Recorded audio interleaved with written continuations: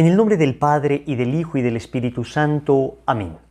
Acepta, querida Madre y Reina mía, toda mi persona y cuanto con la gracia de tu querido Hijo he podido hacer de bueno.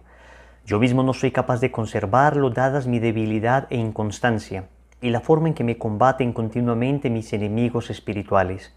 Veo todos los días caer por tierra los cedros del Líbano, y convertirse en aves nocturnas las águilas que volaban en torno al sol.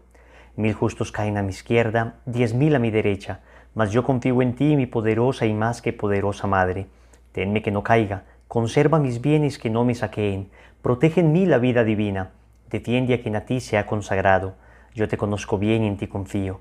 Eres la Virgen fiel a Dios y a los hombres, que no dejas perder nada de cuanto a ti se confía. Eres la Virgen poderosa. Nadie podrá hacerte daño ni perjudicar tampoco a los que tú amas. Amén. ¿Quién como Dios? Nadie como Dios. Un saludo para todos en el Señor. Bienvenidos a esta preparación para la consagración total a Jesús por María. Les habla Wilson Tamayo, misionero del movimiento Lazos de Amor Mariano. Y hoy vamos para nuestra lección número 11, los ángeles y los demonios. Vamos a hablar un poquito de estas realidades sobrenaturales. Ya casi estamos terminando este primer bloque de 2 lecciones para vaciarnos del espíritu del mundo y para entender cómo mundo, demonio y carne son 3 enemigos que nos quieren llevar al pecado. Pero ya estamos luchando, hemos aprendido bastante y la gracia de Dios nos ha estado transformando. Por eso la lección de hoy es indispensable para comprender que tenemos ángeles que nos ayudan en este combate espiritual y demonios que quieren ponernos zancadillas para que no avancemos. Cuando hablamos de estas realidades sobrenaturales, es importante entender que se ha pasado de extremos, ¿no? Se ha pasado de extremos. Cuando se habla de los ángeles, de los demonios, hemos pasado de los extremos de la incredulidad, del racionalismo, de pensar que todo eso son pues más o menos como fábulas o cosas que nos contaban cuando éramos niños, que para que tuviéramos como más confianza en un supuesto ángel de la guarda o tuviéramos temor de hacer algo por miedo a algún demonio.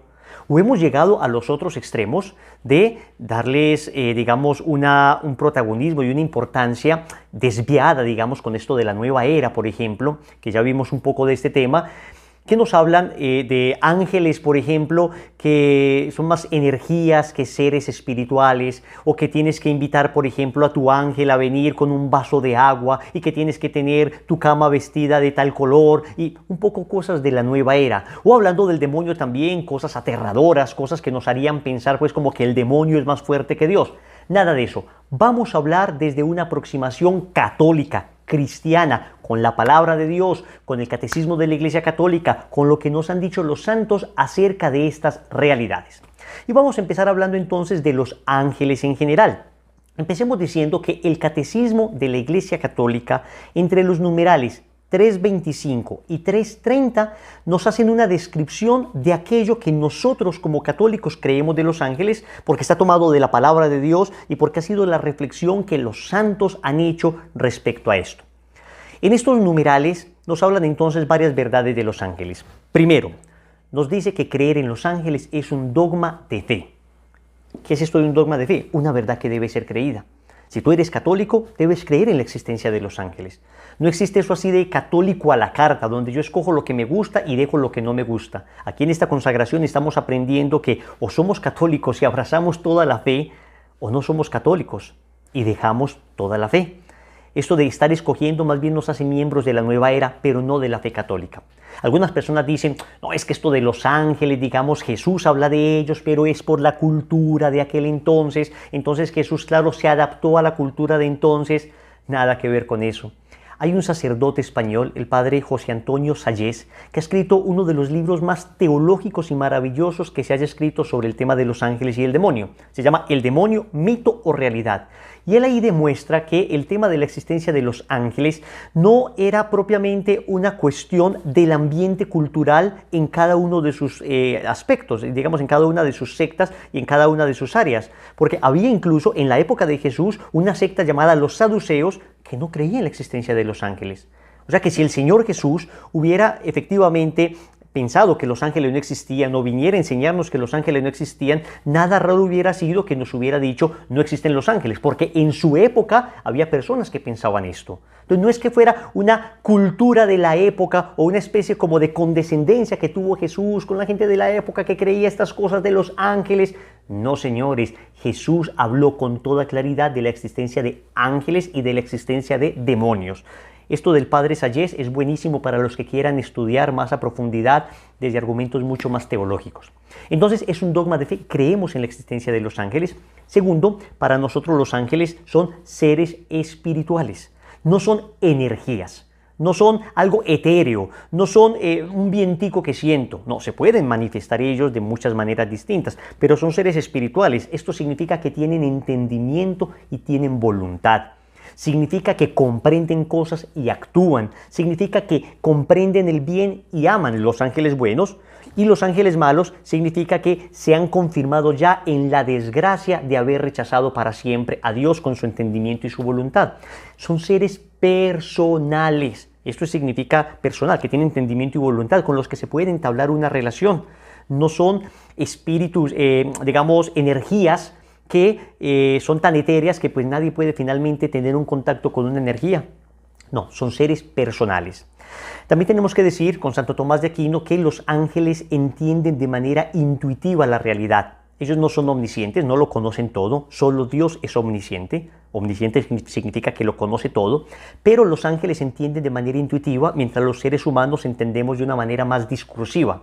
A ver, uno para comprender la verdad de algo, uno tiene que ir entendiendo progresivamente, digamos, una mesa. Entonces yo veo el material del que está hecho, yo veo el color que tiene, yo entiendo que las patas sostienen y le dan estabilidad, comienzo a comprender para qué sirve una mesa, puedo ver que se puede apoyar cosas en ella. Ven, discursivamente voy entendiendo la verdad de las cosas. Los ángeles, dice Santo Tomás de Aquino, entienden intuitivamente, comprenden las cosas inmediatamente, sin descomponerla en partes y sin una progresión de entendimiento. Esto significa que ellos entienden la realidad de manera mucho más profunda que nosotros. El catecismo de hecho nos dice que ellos son seres mucho más perfectos a todas las criaturas visibles, ¿no? Mucho más perfectos que cualquier otra criatura visible. Los ángeles son servidores de Dios y mensajeros de Dios. Precisamente eso es lo que significa la palabra ángel, mensajero de Dios. La terminación el de Elohim significa Dios. Por ejemplo, Miguel significa literalmente quien como Dios. Daniel, juicio de Dios. Ángel, mensajero de Dios. ¿Ven? Esa terminación, él hace alusión a Elohim, a Yahvé, a Dios. ¿Ok? Entonces son mensajeros de Dios, son seres inmortales y digamos existen ángeles buenos y ángeles malos. Los ángeles buenos se llaman los santos ángeles y los ángeles malos son los demonios. Ahora vamos a hablar un poco de los demonios. Pero hablando del tema de los ángeles, creo que es importante destacar el tema del ángel de la guarda, el santo ángel de la guarda. Porque nuestro Señor Jesucristo nos habla de ellos. En el capítulo 18 del Evangelio de Mateo, en el versículo 10 dice el Señor: cuidad de no escandalizar a ninguno de estos pequeños, porque sus ángeles están siempre contemplando el rostro de mi Padre Celestial. Cuando habla de los pequeños se refiere a los niños, pero también se refiere a los anahuín. En la Biblia los anahuín son los pobres de Yahvé, son aquellos de corazón humilde. Entonces está diciendo el Señor, es que hay un ángel que cada uno de nosotros tiene, que está ante la presencia de Dios permanentemente intercediendo por nosotros. Eso es lo que hemos entendido siempre como el ángel de la guarda. Recuerden el Salmo 91, por allá en el versículo 11 y 12, que también dice que Dios envía sus ángeles, pues a los ángeles les ha dado orden que te escolten en todos tus caminos. En sus manos te habrán de sostener para que tu pie no tropiece en piedra alguna. ¿Ven? Entonces hay una constante de una compañía de los ángeles, que no solamente son ángeles que vienen a transmitirnos un mensaje de Dios, que están ante el trono de Dios, sino que Dios ha querido que haya ángeles que nos acompañen en este camino hacia el bien. Yo les cuento como experiencia personal, tal vez he tenido dos fuertes experiencias con mi ángel de la guarda que yo atribuyo a la intercesión y a la protección de mi ángel de la guarda. Uno cuando tenía 3, 4 añitos, yo recuerdo, tenía más o menos 4 añitos y recuerdo lúcidamente que estaba en el jardín afuera de mi casa jugando ahí en este jardincito, y yo recuerdo que la gente empezó a gritar. Y cuando empezó a gritar la gente, miraban hacia algún lugar. Mi casa quedaba en una loma, decimos nosotros, es una pendiente. Entonces venía un carro que había perdido los frenos. Yo recuerdo que el carro se dirigía directamente a mí. Yo me acuerdo estar jugando allí en este pequeño jardín. Y lo único que yo recuerdo es que yo cerré los ojos escuché un ruido muy fuerte y cuando los abrí, yo estaba ya en la acera, ya no estaba en el jardincito, sino en la acera, y donde yo estaba jugando estaba el carro girado al revés. El carro girado al revés. Yo, años después, meditando, porque esto siempre me impactó mucho, a pesar de la corta edad que tenía, tengo una imagen clarísima de lo que sucedió. Y claro, con el tiempo, después cuando estudié lo del ángel de la guarda, dije, tuvo que haber sido mi ángel de la guarda que me salvó. Mi papá salió muy asustado a abrazarme en ese momento, porque pude haber muerto. También tuve un acontecimiento de un accidente en una motocicleta.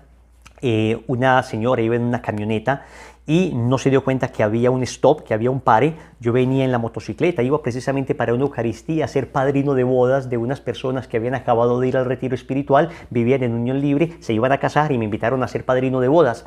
Entonces la señora no se dio cuenta que yo venía en la moto y me golpeó.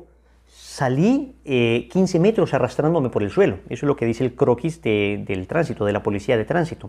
15 metros arrastrado por el suelo. Cuando yo me levanto, claro, inmediatamente por la adrenalina, yo me empiezo a revisar todo, que tuviera todos los dedos, que estuviera como completo, porque en el medio del calor de la adrenalina uno puede que ni se dé cuenta, pierde una mano y no se da cuenta. El caso es que me reviso y estaba intacto. Mi moto, pérdida total. El calapié trasero de la moto estaba tan deshecho que la astilla más grande casi que no era capaz de tomarla en un par de dedos. Una milésima de segundo antes y me destroza mi pie izquierdo. El caso es que unas personas estaban viendo allí, se me empezaron a acercar, me dijeron qué le pasó y una persona me dijo, yo vi como que algo te sostuvo en el aire y te depositó en el suelo. Yo no tenía un solo rasguño. Claro, en broma yo después digo, lo único que me pasó es que el pantalón que tenía se me rompió un poquitín en la parte de atrás, entonces yo en broma digo que cuando el ángel de la guarda me descargó, se le enredó una uña y me rompió el pantalón. Lo digo pues en broma, pero creo que de verdad hubo un milagro allí. Creo que de verdad el Santo Ángel de la Guarda me ha acompañado y le tengo una enorme devoción y permanentemente le invoco, porque creo fielmente que el Ángel de la Guarda me protege. Ahora, me protege físicamente, pero ¿cuánto me protegerá espiritualmente? ¿Cuántas enseñanzas, cuántos susurros, cuántas intuiciones, cuántas mociones internas me pondrá permanentemente para moverme al bien, para ayudarme a vencer tentaciones? Solo en el cielo lo sabremos. Lo que te pido y a lo que te invito es que seas profundamente devoto de tu ángel de la guarda. Pero ahora tenemos que hablar de otra realidad. No solo tenemos ángeles que nos ayudan, también tenemos ángeles que están poniéndonos zancadillas permanentemente. Y aquí hablamos de los demonios. El Papa San Pablo VI hace una de las más bellas catequesis sobre el tema del demonio, explicando una cantidad de aspectos que se venían olvidando en la predicación católica, porque no hablemos del demonio, que esto da miedo y que esto es una cuestión antigua y la gente se asusta. ¿Cómo no vamos a hablar de nuestro enemigo? Es como un ejército decirle, no hablen del ejército contrario porque de pronto se asustan los soldados. Es que si no conozco el ejército contrario, ¿cómo voy a defenderme? Miren lo que el Papa San Pablo VI decía en la audiencia general del 15 de noviembre de 1972. El mal no es solamente una deficiencia. O sea, el mal no es solamente una deficiencia en el sentido de que no existe solamente el mal porque me falta la gracia y yo puedo obrar mal, sino una eficiencia. Un ser vivo, espiritual, pervertido y pervertidor.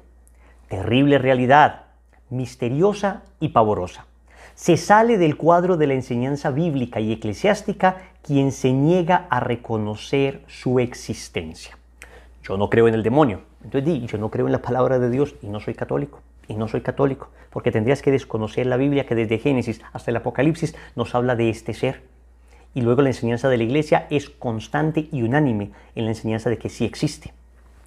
Ahora, no me gusta ni hablar del demonio, y me apropio de estas palabras de San Juan Crisóstomo, porque no es que me guste, pero sé que es una enorme necesidad en estos tiempos. Dice San Juan Crisóstomo, no es para mí ningún placer hablaros del demonio, pero la doctrina que este tema me sugiere será para vosotros muy útil. No es que queramos, sino que es necesario aprender de esto para podernos defender. Ahora, la aproximación, repito, debe ser una aproximación equilibrada, sin ignorar su existencia, para no defendernos de él, porque todos los exorcistas han coincidido en que la mayor estrategia del demonio hoy es negar su propia existencia. Nadie se defiende de un enemigo que no cree que existe. Pero tampoco ir al otro extremo de verlo en todo. Me duele la cabeza, es el demonio. Tengo hambre, es el demonio. Una dificultad económica, es el demonio. No, hombre, no. No. La vida no se reduce simplemente a acciones del demonio. Y el demonio no puede estar tocando permanentemente la vida de todo el mundo a su antojo. Es que Dios es el Señor. Y el Señor no va a permitir que permanentemente el demonio te esté asusando y tocando. Además, eres bautizado, perteneces a Cristo. Miren lo que dice San Juan Pablo II, en una audiencia también del 13 de agosto de 1986. Es preciso aclarar la recta fe de la Iglesia frente a aquellos que la alteran, exagerando la importancia del diablo o de quienes niegan o minimizan su poder maligno. Entonces, equilibrio. Y para equilibrio, entonces tenemos la palabra de Dios y tenemos la enseñanza del catecismo de la Iglesia Católica. Entonces empecemos diciendo, el demonio existe. Y esto aparece en la Sagrada Escritura, desde el Génesis hasta el Apocalipsis, en la tradición de la Iglesia. No ha habido un santo y un padre de la Iglesia que no haya creído y no haya hablado de la acción del enemigo.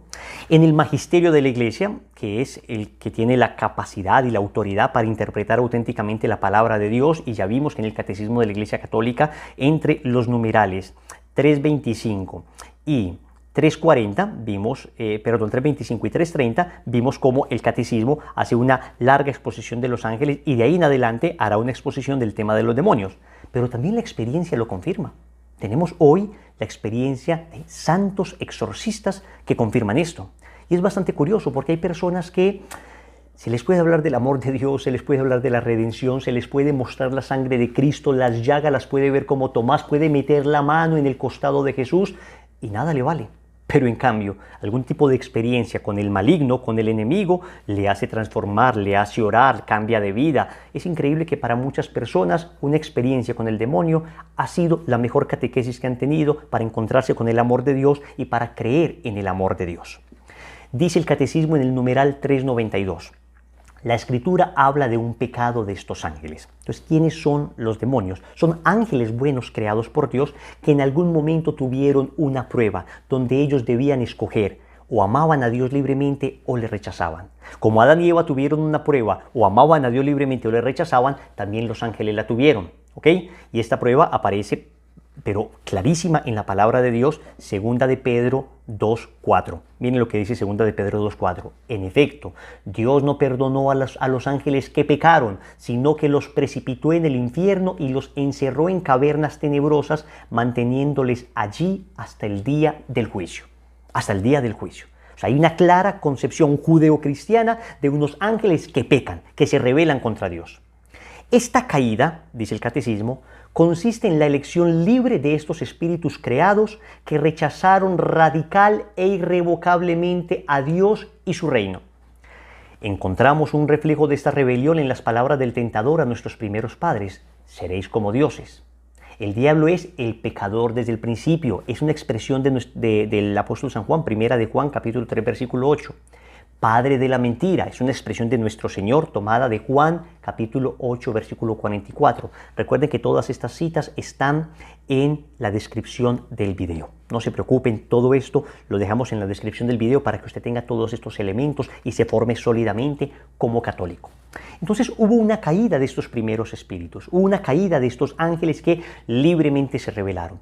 ¿Por qué era necesario que ellos tuvieran que escoger entre amar a Dios o no amarle? Porque hemos repetido hasta el cansancio, señores, el amor no fuerza, el amor no obliga. Un amor que obligue no merece tal nombre. Un amor que obligue no es digno del nombre de amor. El amor tiene que ser libre. Y los ángeles, estos ángeles, digamos, que se convirtieron en demonios, se rebelaron, no quisieron obedecer. Hay varios místicos, entre ellos Sor María de Jesús de Ágreda, una mística extraordinaria a la que el Señor le revelaría cómo fue la caída de estos espíritus. Les invito para que lo busquen en un libro de un famoso exorcista, el padre Antonio Fortea, un libro llamado Suma Demoníaca. está el extracto de la mística Ciudad de Dios, que es el libro que escribe esta mística Sor María de Jesús de Ágreda, y donde describe cómo el Señor le revela a ella, o como dice ella que el Señor le revela, que fue la caída del demonio. Pero no tenemos tiempo para esto, les invito para que lo investiguen más. Es revelación privada. El Catecismo de la Iglesia Católica, en el numeral 66 y 67, habla de ella. Habla de una revelación que no pertenece al depósito de la fe, que no es una revelación pública como aparece la palabra de Dios y como aparece en la tradición, sino que Dios le revela a ciertos santos algunas realidades para ayudar a explicitar la palabra de Dios, como entenderla con mayor claridad en algunos tiempos de la historia. Pero muy bien, no nos desenfoquemos, volvamos nuevamente al tema de la caída. Estos ángeles se revelan y, según la tradición, es 1/3 de los ángeles que cae rebelándose contra Dios. El Apocalipsis, en el capítulo 12, versículo 7, pareciera hablar de este tema. Dice que entonces se desató una batalla en el cielo. Miguel y sus ángeles combatieron contra el dragón. Lucharon el dragón y sus ángeles, pero no pudieron vencer, y ya no hubo lugar para ellos en el cielo. El dragón grande, la antigua serpiente, conocida como el demonio o Satanás, fue expulsado. El seductor del mundo entero fue arrojado a la tierra y los ángeles con él. Miren esto. Aparece con claridad un pecado de los primeros ángeles que se rebelan contra Dios. Pero de todos estos ángeles, la tradición nos ha enseñado que hubo uno que capitaneaba, que era líder entre ellos. El demonio, o Satanás, o Belcebú, o Lucifer, o Luzbel. En esto hay diferentes tradiciones. Algunos dicen que todos son el mismo, otros dicen definitivamente son ángeles distintos. En fin, no nos vamos a detener en esto. Pensemos que hay un ángel capitán de todo este ejército de ángeles que se rebelaron. El Catecismo, en el numeral 391, nos dice: la Escritura y la tradición de la Iglesia ven en este ser un ángel caído llamado Satán o Diablo. La Iglesia enseña que primero fue un ángel bueno creado por Dios. El diablo y los otros demonios fueron creados por Dios con una naturaleza buena, pero ellos se hicieron a sí mismos malos. Esto es importante. Dios no creó demonios, Dios creó ángeles. Los demonios se crearon a ellos mismos. Así como Dios no creó el sufrimiento, Dios creó la felicidad. El sufrimiento lo inventamos nosotros. Así como Dios no creó el mal, Dios creó el bien. El mal nos lo inventamos nosotros cuando decidimos rechazar el bien. El mal lo entendemos los católicos no como una existencia aparte del bien. Eso es un dualismo, que existe el bien y existe el mal. No, para nosotros existe el bien y hay manera de dañar ese bien. Y cuando hay una ausencia de bien, entonces se entiende que existe el mal. A ver, les pongo un ejemplo sencillo. Piensen en un cuadro. El cuadro está precioso, está perfecto, pero yo le hago un hueco, un orificio a ese cuadro, ¿ok? A ver, ¿existe un orificio? Muéstrame un orificio en este momento. A ver, un orificio existe solamente en una realidad. El orificio existe en la realidad del cuadro, pero fuera de la realidad del cuadro, ¿dónde está el orificio? Lo mismo pasa con el mal. El mal existe dañando el bien. Es una ausencia de bien. No es una creación propiamente. Es el negarnos a hacer el bien. Esto es importante porque si no tendríamos que decir que si el mal existe como una creación, entonces Dios la tuvo que haber creado. Nada existe que no sea creado por Dios. El mal existe, efectivamente, y vemos sus efectos y sus consecuencias como una negación, como algo que la capacidad que tenemos de no hacer el bien. Y esto, por supuesto, tiene sus consecuencias negativas. Lo mismo pasó con el diablo. El diablo, Dios lo creó bueno y, sin embargo, se rebeló con su propia voluntad y libertad. Ahora bien, ¿cuáles son las acciones del enemigo contra el hombre fundamentalmente? Debemos decir que hay dos acciones, una acción ordinaria y una acción extraordinaria. Cuando hablamos de la acción ordinaria, nos referimos a la tentación. Es ordinariamente como el demonio nos ataca a todos. ¿Se acuerdan del Evangelio de San Mateo, capítulo 4, versículos del 1 al 11, donde se describe la tentación que el demonio, propició hacia Jesús, las tentaciones de Jesús en el desierto ocasionadas por Satanás? Bueno, esa es la acción ordinaria del demonio. Y tiene una característica muy clara la tentación del demonio. Aparece repentinamente, es muy fuerte y se va repentinamente. Nunca tan fuerte que no la podamos vencer. Pero de repente no estás pensando en nada y llega una tentación de duda contra la fe, una tentación de ira, una tentación de lujuria, te ataca con mucha fuerza, creerías que no la vas a vencer, pero luego si logras vencerla, se va rapidísimo, se va rapidísimo. Todos hemos tenido tentaciones, sea del mundo, sea del demonio o sea de la carne. Recuerden cuando vimos el tema de las tentaciones, que tanto mundo, demonio como carne pueden tentarnos. Pero la acción ordinaria de Satanás consiste en tentar al hombre. Pero luego existe una acción extraordinaria. Y para eso nos vamos a basar en un libro que le recomiendo a todos los que quieran profundizar en este tema, de tal vez el más grande exorcista que hemos tenido en los últimos años. El padre Gabriel Amor.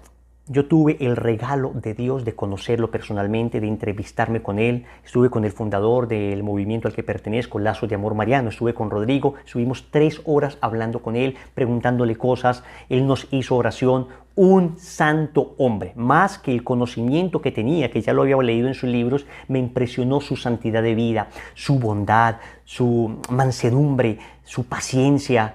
Llegamos un poquito tarde porque hubo una confusión con el sacerdote que nos hizo el contacto y nos atendió con una generosidad, con un cariño, con un amor. Me impactó su vida de virtud y creo que es un hombre que puede estar en proceso de beatificación pronto. Murió en olor de santidad, a mi humilde modo de ver.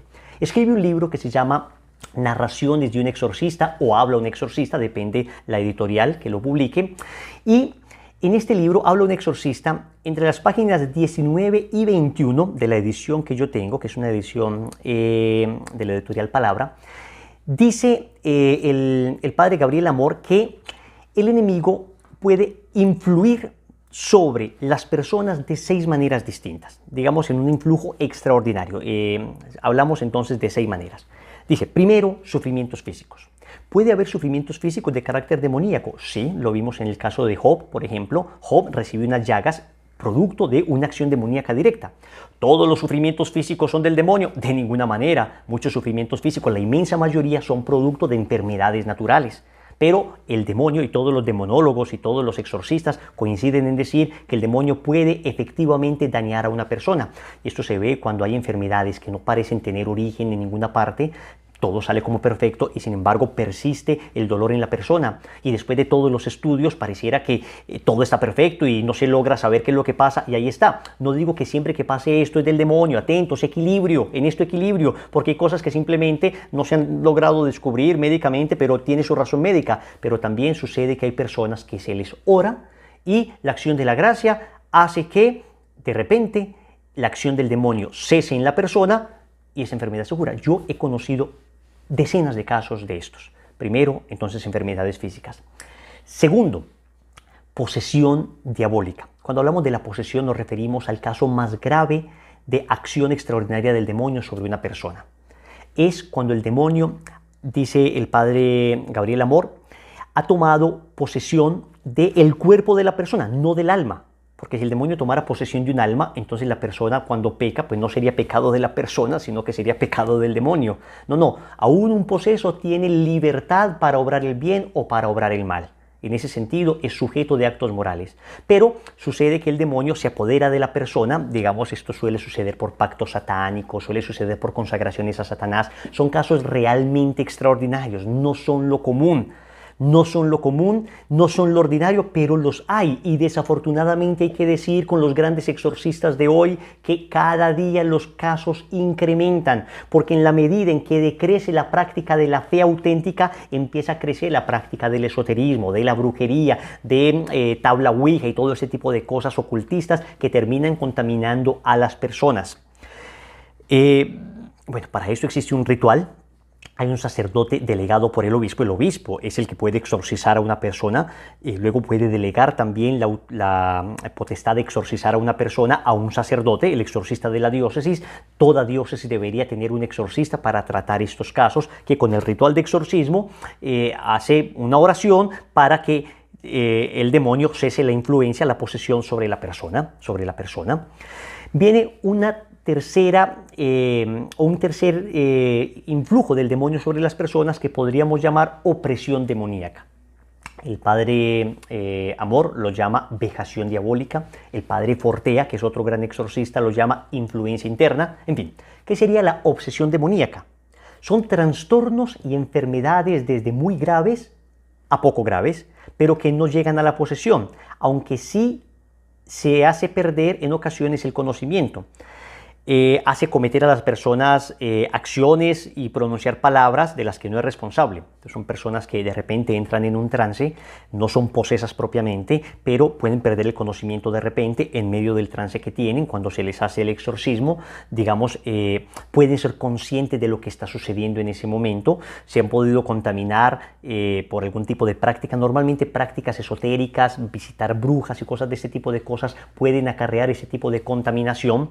Son personas que han tenido dolores o unas ruinas, por ejemplo, económicas en sus vidas absolutamente inexplicables, porque el enemigo puede afectar distintos aspectos, distintas áreas de la persona. Pero aquí repito, cuidado, no vamos a caer en fanatismos, no vamos a pensar que entonces ya se me cayó un negocio, eso es que el demonio está oprimiéndome. No, puede que tengas mala cabeza sencillamente, o puede que simplemente te pasó lo que le puede pasar a cualquiera, un mal negocio. Un mal negocio. Nos referimos a cosas que son absolutamente consistentes, permanentes en el tiempo, que no tienen explicación lógica, que a pesar de todos los esfuerzos es que pareciera que estas familias nunca salen adelante. Ahí entonces hay que empezar a sospechar que puede haber algún tipo de opresión demoníaca. Se va donde un sacerdote exorcista que haga una oración y se le pide al Señor. ¿Cómo sé si esto es cierto? Pues hombre, en ocasiones este tipo de opresiones tienen manifestaciones en la persona. En ocasiones no pasa absolutamente nada. Simplemente la persona dice, siento como que se despeja algo dentro de mí y todo comienza a marchar bien.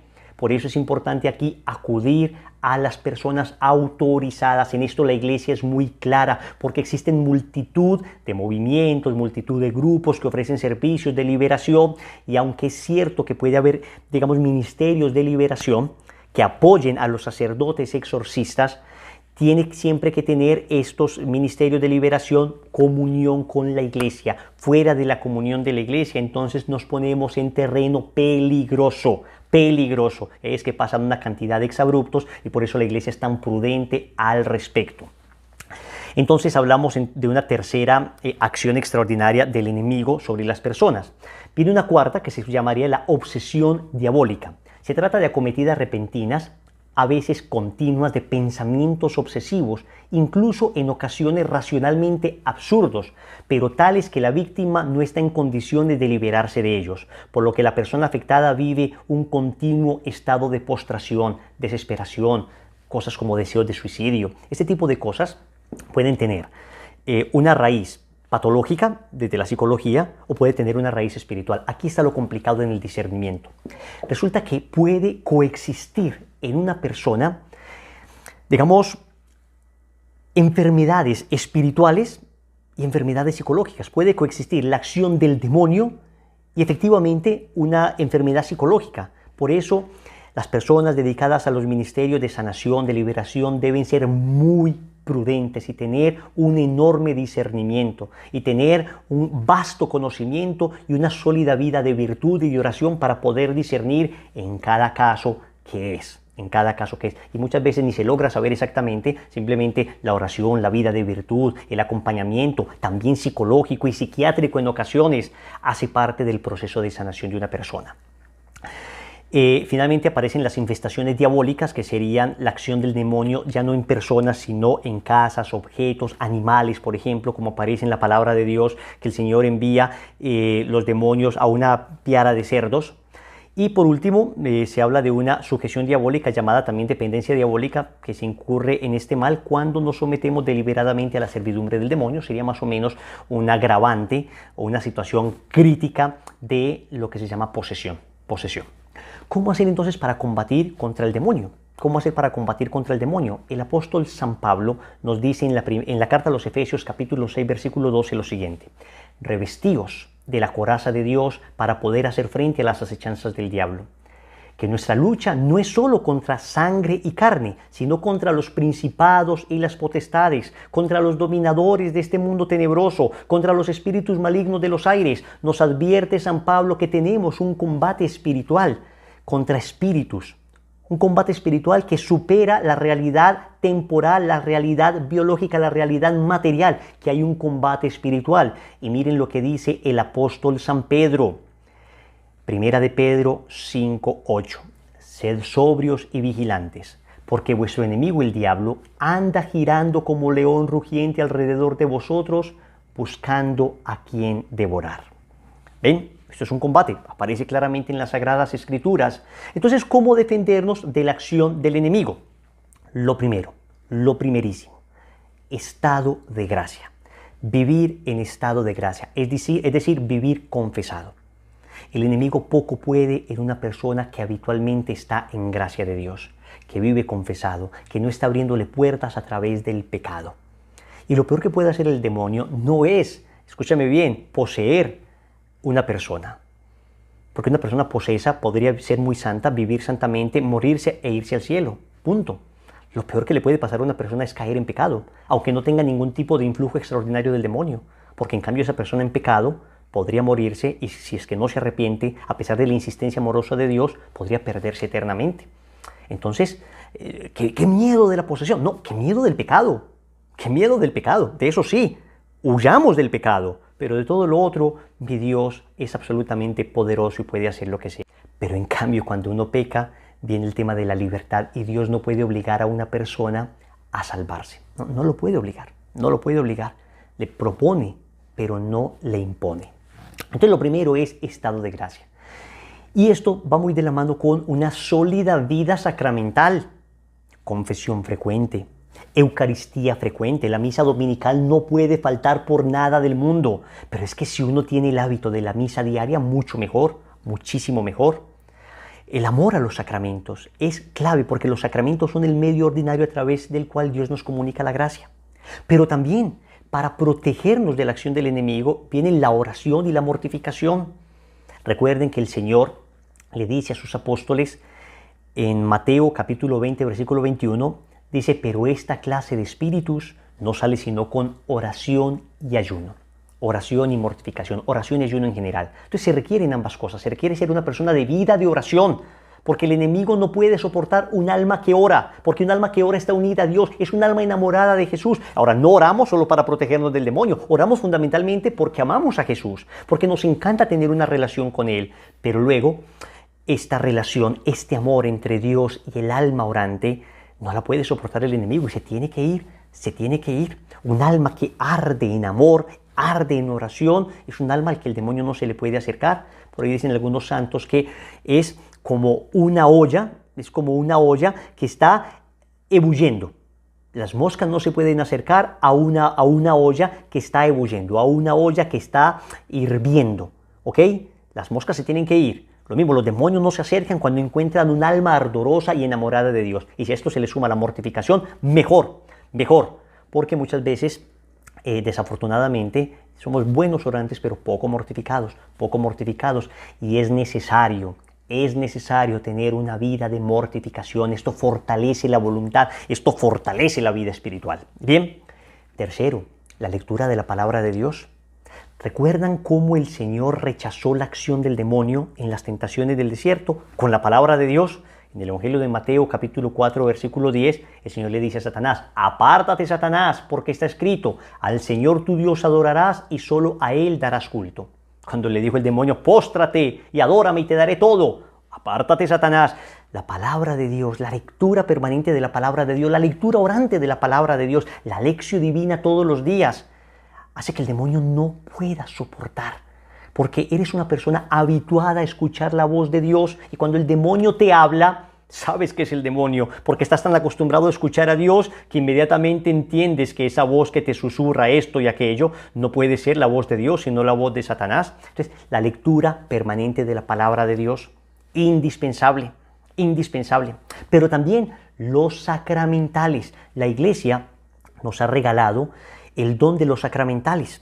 Entre ellos, el agua bendita es fantástica, es maravilloso. Tenemos el regalo de la bendición de Dios a una realidad que se llama agua, que recuerda permanentemente a Satanás que somos bautizados. Por eso el demonio no puede con el agua bendita, porque cuando el demonio ve agua bendita, recuerda que esa persona que se está bendiciendo con el agua bendita o que está recibiendo el agua bendita que se asperja sobre él, es una persona bautizada, no le pertenece, lo perdió de sus garras el día en que esa persona se bautizó.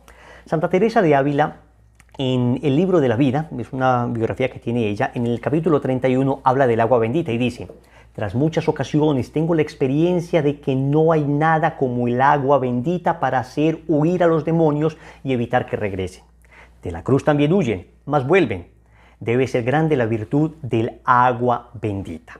Tener agua bendita en nuestras casas, pero tenerla no supersticiosamente como para que tengamos buenas energías. No, nada de eso. Todo eso es de la nueva era. Cada que nos bendecimos con el agua bendita estamos recordando que somos bautizados, pertenecemos a Cristo y eso hace huir al enemigo. Pero agua bendita unido a vida de virtud.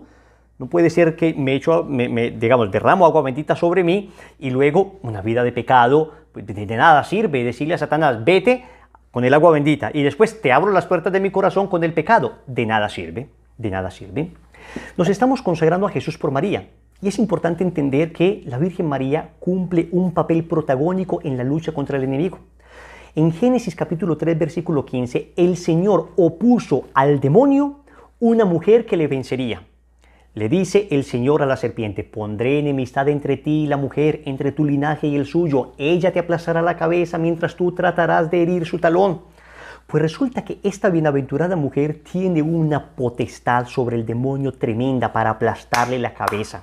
Por eso, si ustedes se dan cuenta, la medallita que yo cargo es la medallita de la Milagrosa. Y en la medallita de la Milagrosa aparece la Virgen Santísima aplastando la cabeza de la serpiente, cumpliendo la profecía de Génesis 3:15. Así vio a la Virgen Santa Catalina de Lauré. Y San Luis de Montfort, en el Tratado de la Verdadera Devoción, dice, lo que Lucifer perdió por su orgullo, lo ganó María con su humildad. Esto está tomado de los numerales 52 a los numerales 54. La humilde María triunfará siempre sobre aquel orgulloso, sobre Satanás, y con victoria tan completa que llegará a aplastarle la cabeza, como dice Génesis 3:15. María descubrirá siempre su malicia de serpiente, manifestará sus tramas infernales, desvanecerá sus planes diabólicos y defenderá hasta el fin a sus servidores de aquellas garras mortíferas. ¿Quién como Dios? Nadie como Dios. Y después de Dios, nadie como María. Satanás no puede soportar que una mujer le venza. Pues efectivamente, una mujer le vence, le aplasta la cabeza, por eso no puede soportar a María. Por eso no podemos tener miedo al demonio, temer al pecado, temer alejarnos de Dios, pero al demonio no. El Catecismo en el numeral 395 dice, el poder de Satán no es infinito, no es infinito, no es más que una criatura, poderosa por el hecho de ser espíritu puro, pero siempre criatura. No puede impedir la edificación del reino de Dios, no puede impedir que te salves, no puede impedir que te consagres. Si no te consagras no es porque Satanás no te dejó, es porque tú no quisiste. Es nuestra libertad, nada que temer. El demonio no es para temer, es para mantenerlo lejos, como un perro amarrado. En una de las catequesis del Santo Cura de Ars dice que San Agustín decía que el demonio es como un perro amarrado, solo muerde a quien se le acerca. Manténlo lejos. Puede morder, sí, pero él está amarrado, muerde a quien se le acerca. No nos pongamos a jugar con ouijas, con cosas de estas de ocultismo, porque vamos a terminar pagando la factura.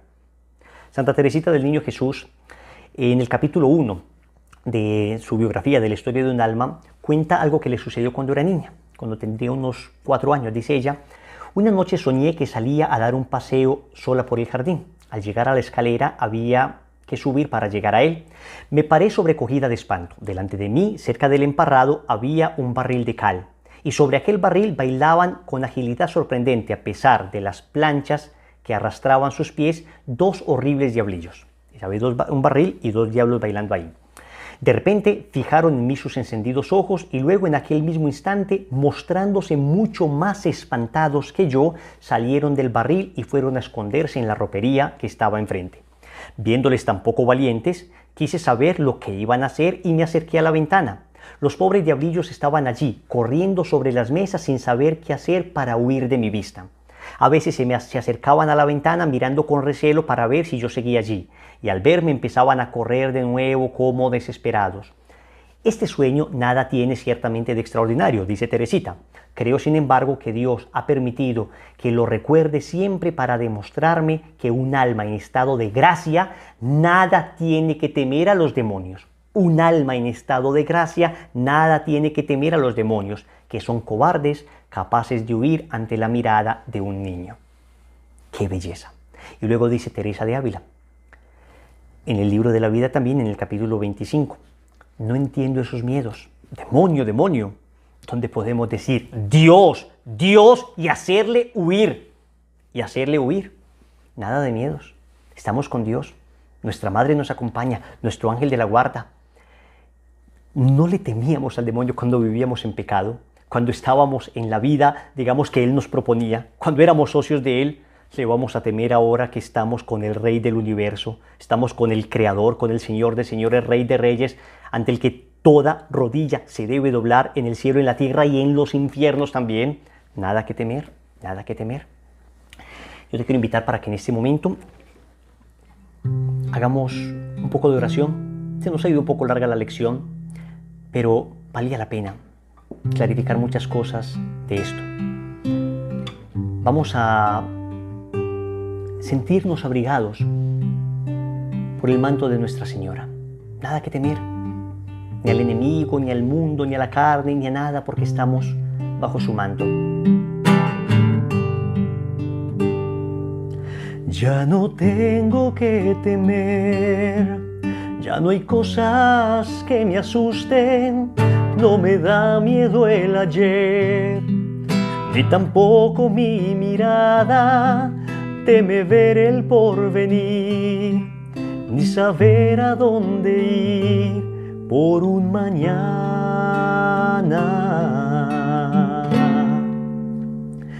ni lo que pueda pasar si de las preocupaciones yo no me puedo encargar, si no tengo más razones o si me voy a quebrar.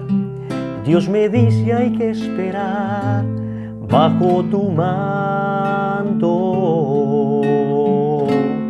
bajo el manto de la reina, bajo tu manto.